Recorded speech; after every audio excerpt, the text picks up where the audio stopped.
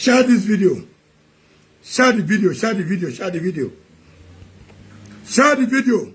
Please invite the governor of Edo State and deputy governor. Very important. Invite both of them. Please, your attention is needed, sir.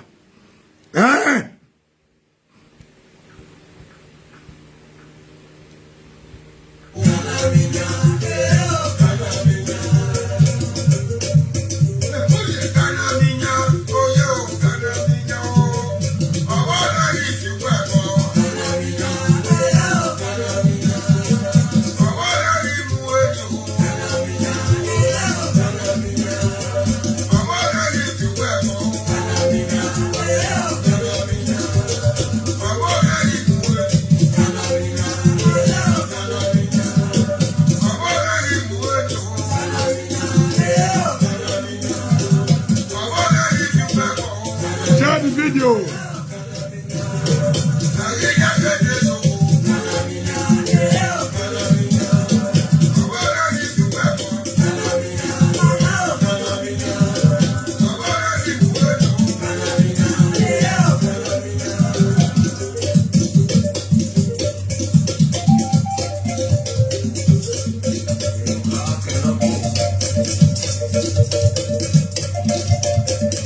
Watch out video now.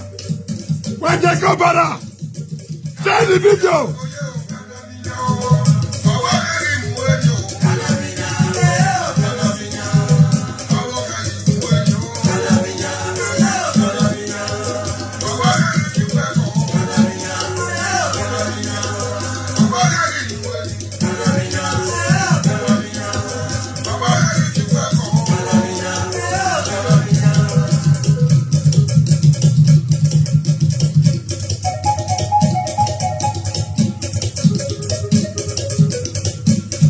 Share the video.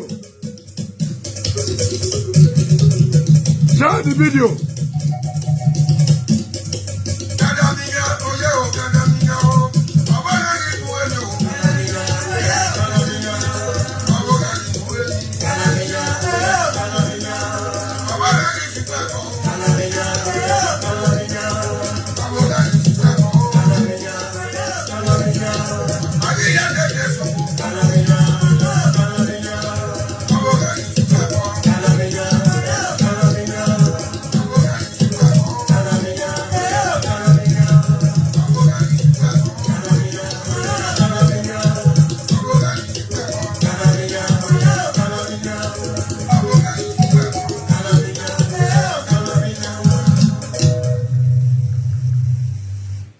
Can't you bebo?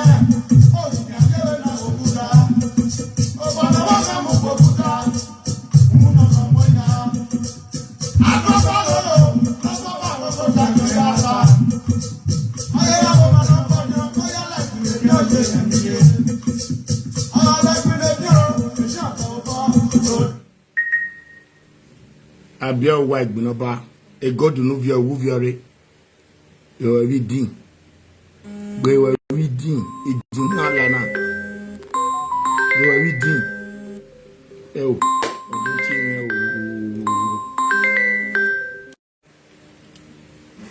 please, I'm sorry, I have a urgent call and we have to make it faster. Please share this video.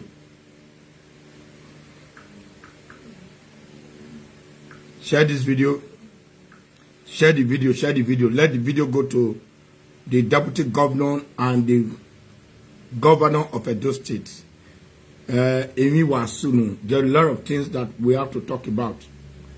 Please share this video. Share this video.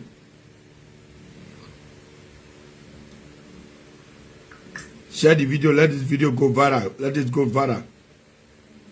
Share the video. Let this video go viral, please. Share the video. Before we have to say something this evening, let's call on Omg Fred to say something about his community. So I learned that OG wa down yo ibiedo wa do re no gie o ogie ni wa so back contest wa do re no ya we community o is the wa be boss re na e boss ni vote ne denko we e denko be mo do pewro yan ite wa gbon wa ni ati wa gbe wa we na wa mai no sunu so e mana we ma le ge mo la dia o wa re ne ni ado tie o wa do down yo. Hello o do ya o ko yo la gon la dia la o. Hello gon la gbema gon wo sunu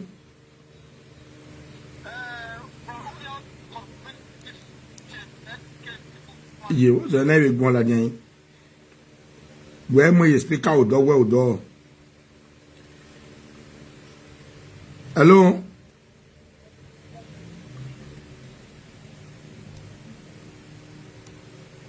Bluetooth disconnected. Oh. Hello, Guania. Hello.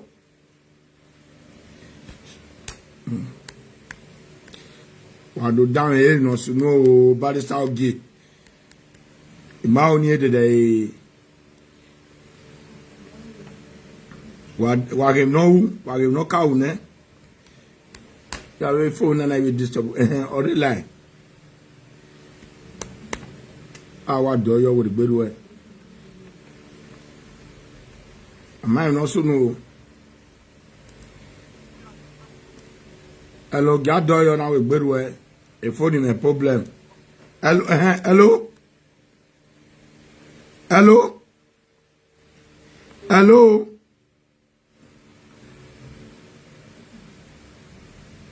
Hello. Ibiedo. Evni awe community na we na. Ge ogie. Bi o gai. Ami mi opa ni ama we na. Egbe ni do tam wa. Da ya be so aba no ni a. Bo iwe phone na nai. We fia odo. We ni e fia odo. We do we ge we fia odo.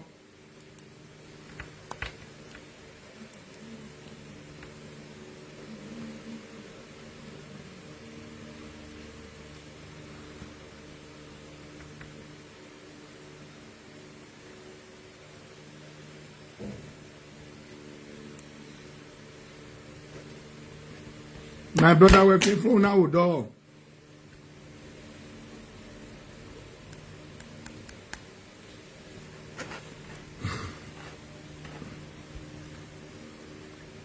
Be with minister. Okay, Medina. Because when we out, when we start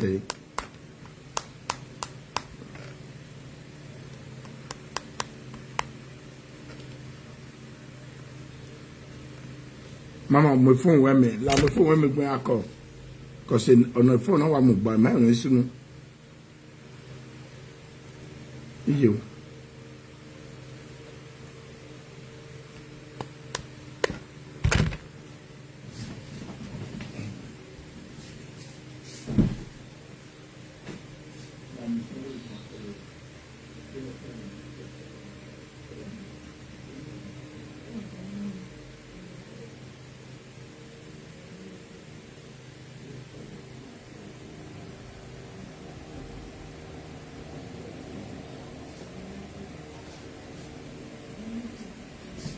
You're not cheating. Hello? Hello? The next way we know do. Hello? Salobua. Hello? One here. La ogmegun abosu nu. Wow. Do wow, white boy, yo. Wow, wow.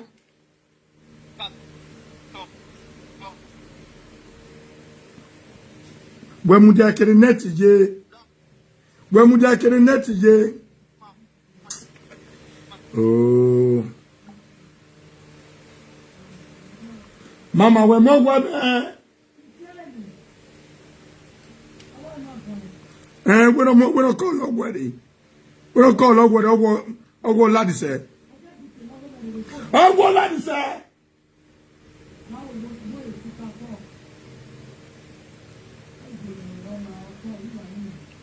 I'll go, laddie say.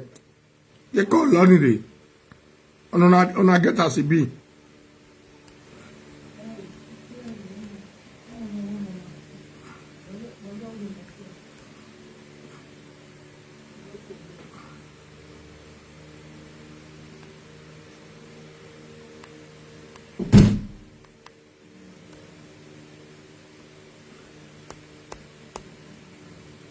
I would be with no.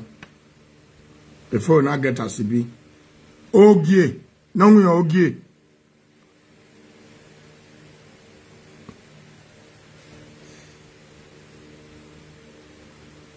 You know more getting one.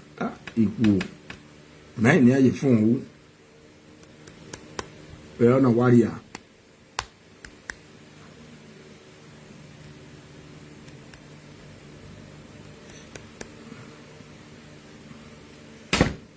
On a warrior.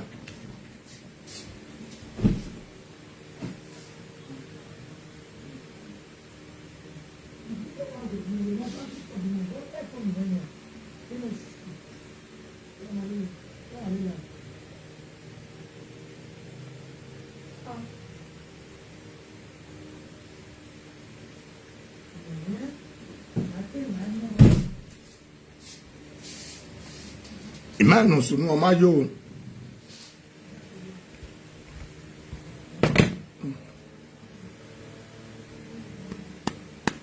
Be amayo.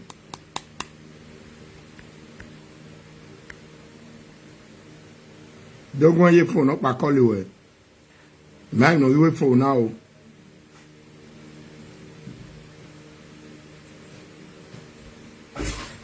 Glitter Mama. Glitter in there.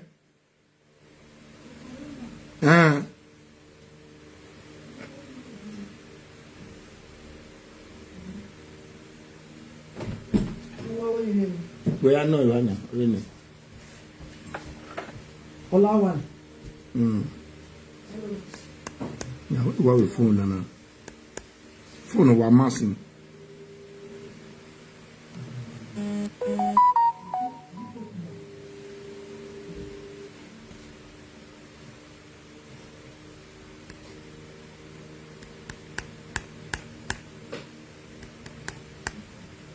And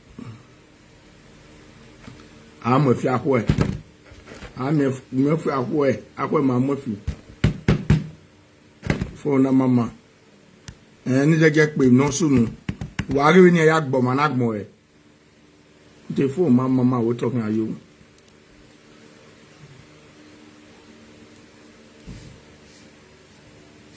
Getting a little phone now. We know what you are fear, but was Zarakwa.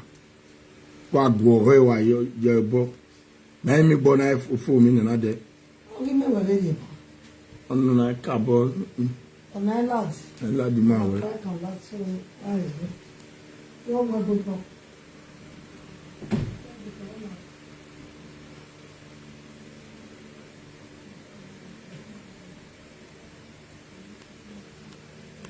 Yes, gay. We are wiping. Yes, let's. Okay. Yeah, excellent. I phone him.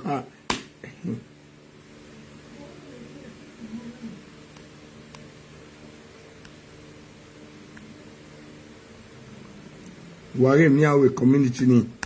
Ate so. Ahun wa go phone na ya. Swem no. So thank you everybody. We are going to put it tomorrow.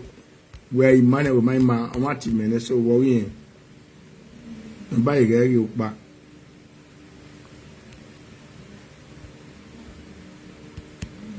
Hope you know.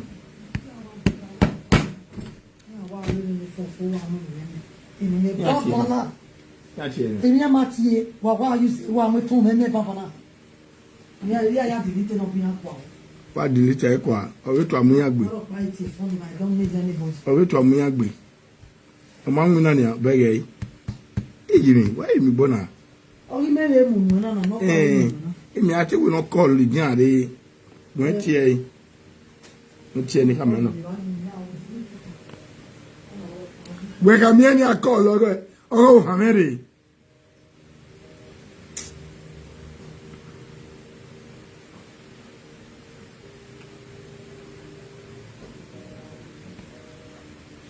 Come here, don't wear the line. When you are call oh, Hameri. Come here, you call oh, Hameri. And nobody with nobody near. Near calling nobody.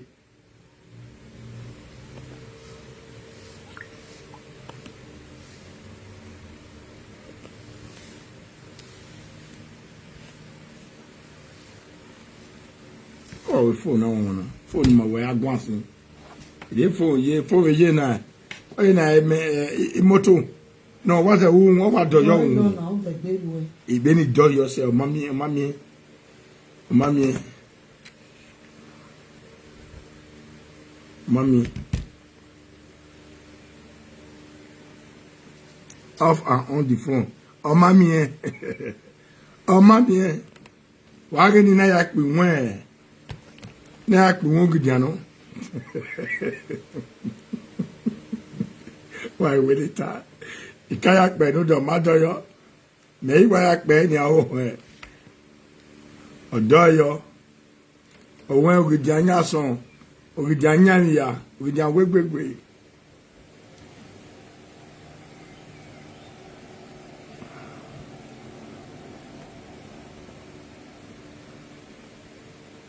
Aye no wen ama.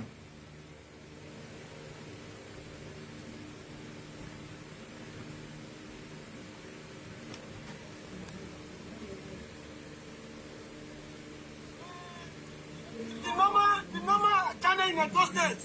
You people should come to our rescue. We don't know what they will do. Don't have football. No say said yeah. We look at that. The back soldier call Sylvester. And then the soldier call. See what you soldiers do our brothers. Sylvester soldier. See what you do our brothers. If they come for farm, then they attack and they beat them. And we take on the call to the devil. Then they start to follow the force the fight. We don't know what they will do. Come now for Edo State.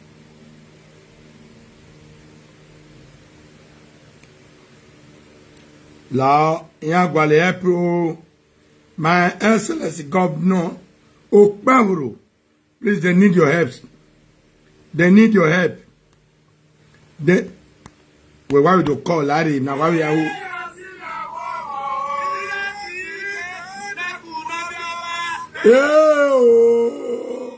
Oh, yeah, see that woman. Walao, wabuyajo. Wabuyajo. We need to call the phone now. They want.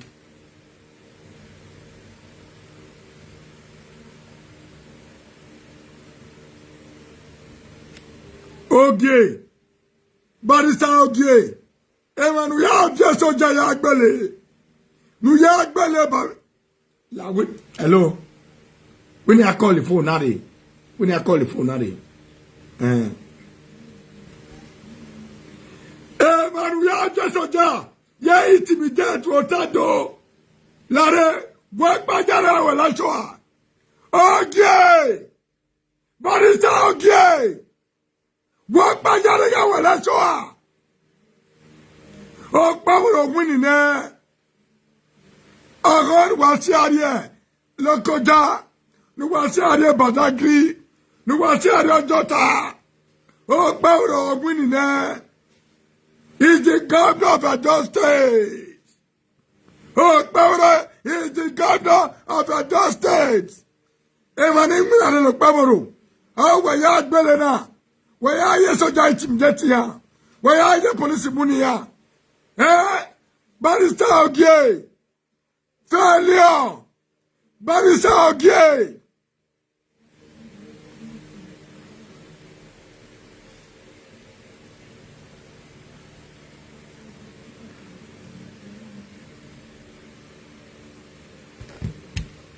Otaworo.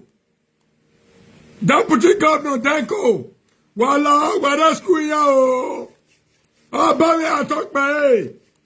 Wala o. Awo gebi osisi lawo o. O gebi osisi lawo o. Awo ya agbeni yabe. The community o. Ibere magidia o. Objeso jalawo o. Igoro miewe governor. No miewe Boba Saki. Ogi lo nyanya do. Okay. Okay. Barista okay. Barista okay. Okay. Okay. Okay. Okay. Barista okay. Barista okay. You there? You say soldier. Can they intimidate people where they PC? See how should they beat them? Ifo na ma inu na ma weta so ke do na gbele yan gbe no gbe boy ni e won eri ose no o we ni ati lona de o bi logo a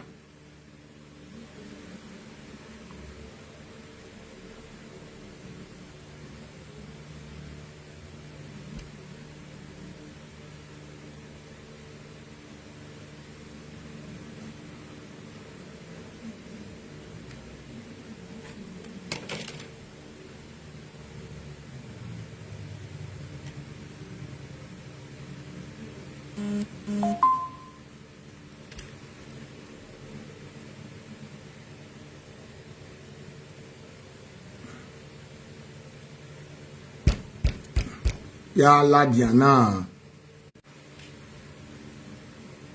ojo watiere ojo ma o ni ya gbene e ma ni botine o apako mi za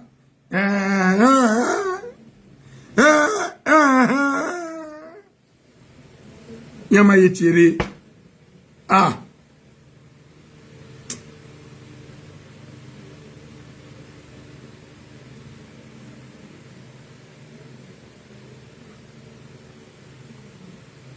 ide wa ye ni atire na ne echi e phone wa ti odeja me mai no we phone na we na e phone na wa we inu so nwu no lo wa la ko na gbe e phone na adi Nigeria e o ya wa jane ya jana we beggar ya jane beggar ona ile limede. I'm going to give the beggars. Gaya was a big brother. Gaya was a beg. You know what? Wa beg. Money more sagela there. Yeah, was a beg. What wa it can not go there. Can you not go? Worry. Jimmy, one wanna worry ya.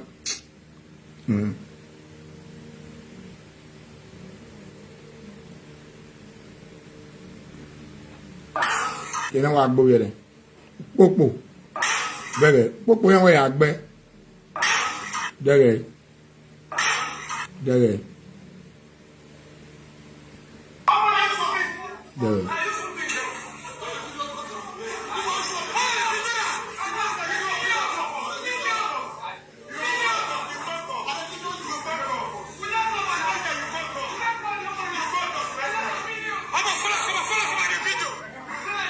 Wagem no jewo. Wagoge. Oje wa agbele wa. Ya agbele bi apisio. Oje. Barita oje.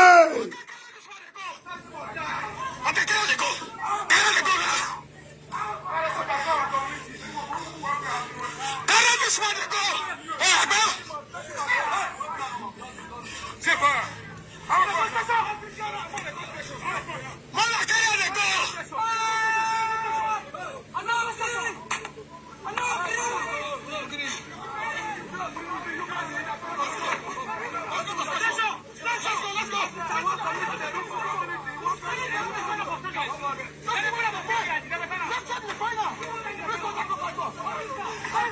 You're such a foolish. You better say, let me that beat you. Go back in there.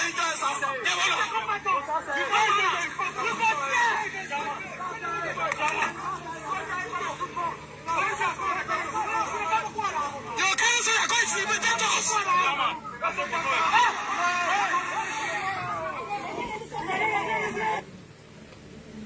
My deputy governor of Edo State and the governor of Edo State, please, they need your help. Oh. They need your help. Oh. People will vote for you now. People will get a vote for you now. Oh, yeah. They use soldier police to intimidate them. He said that these people make them lose. They go their community, go to fight them. Hey! Hey! Hey! Hey!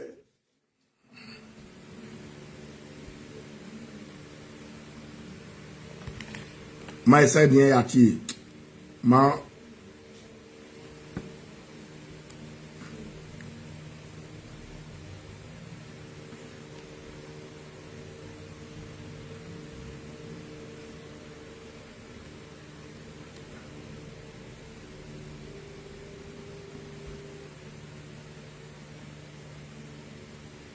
The man also said I will use a job. A community survey to read ne very dark man we are here.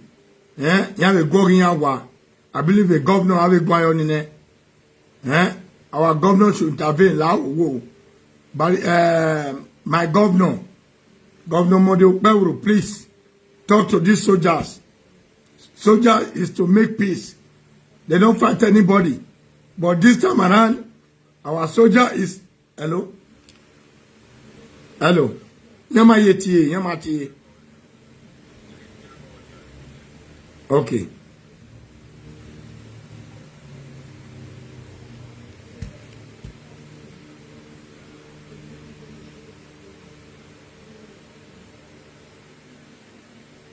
Who they unblock yourself? So, same with you.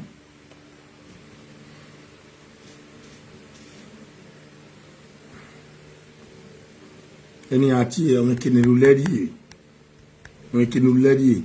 I had here, when are you with fridge? Huh? When are you with fridge? A phone I with fridge are here. Oswen awe boss no gbegbe agia. Awe ni are you way. Ora kuwu la dian do arogbon. Eri awe boss o e dakima o. Ari go ni ari 50 euro ni a. We ni ari you way. Yan wa ri ejo. Wa mi wa la dian. Awa yi bokan we yan wa do amuna se. Cause owo e ti no leva. O ga ti mo phone na wo gbeje no je. Le o phone na condemn me. Kimina gwa yo ibo kan na magije yo.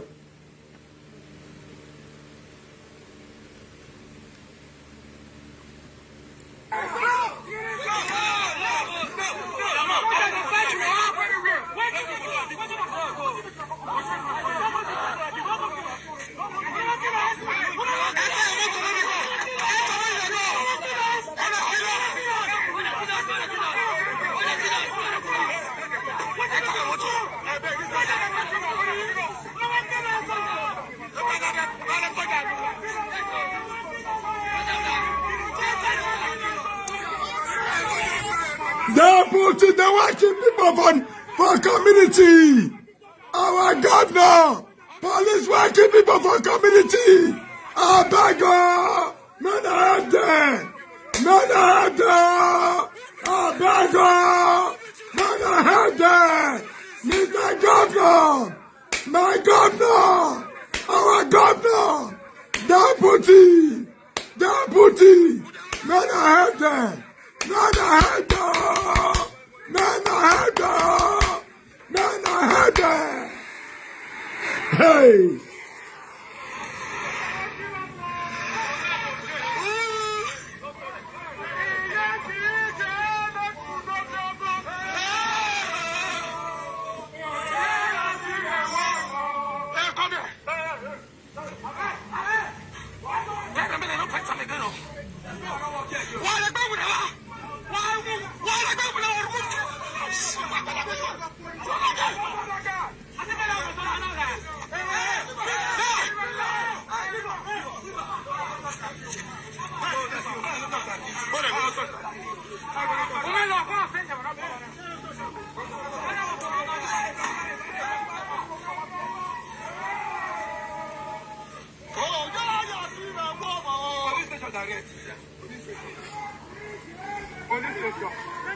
Now see, for Benin again,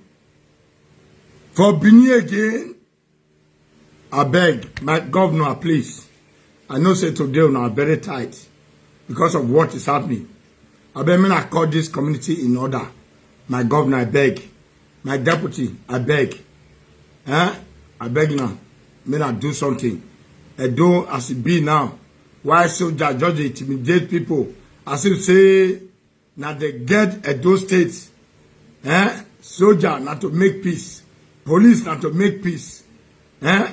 Because of all these PDP men. Okay, and that's when people will vote for now. Now they intimidate so. So me not stand up. Me not settle this matter. Me not settle this matter as deputy and the governor of Edo State. Please, I beg you in the name of God. People, where they fight now, some of them not be one call just now. May they explain what happened. Men I come here say now barrister okay, now they inside. Now barrister okay, now they do this one. Say why the community go vote for Okpahoro and Denko? The money where they pay for court, be like say don't they pay them for body? They don't say they don't feel win. Where are they? Where are Lokunde? Abiolokun.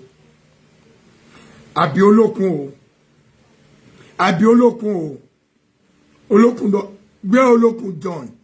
Na river, na get this word. Na river, na get this word. If this word won't turn upside down now, if God release the water, all these houses, everywhere, go turn to water. So I'm the God of Olokun. The God of Olokun, I they talk so. Now me support una. Now one know, me not know. Will not be governor and deputy today. The power where I contribute and the power of Edo people and our Oba and every Edo indigene, the good one we support una. God will bless una. God will bless them. And God will bless the deputy and the governor for standing for the Edo people. Please, all these people, you get one village, one community that day, so that don't destroy those people's house. If now go compensate them with money, may they tell you for another land, may they build house. I believe say government now fit do that one. Because if I go arrest those soldiers now see they don't get any money. They don't get any money to build that house. You understand? And this one will say that this one. This one will say that this one. So the best, as a good governor, good deputy governor, may not bring their head together. May not support all those people who didn't destroy their house. I beg. Now me they beg.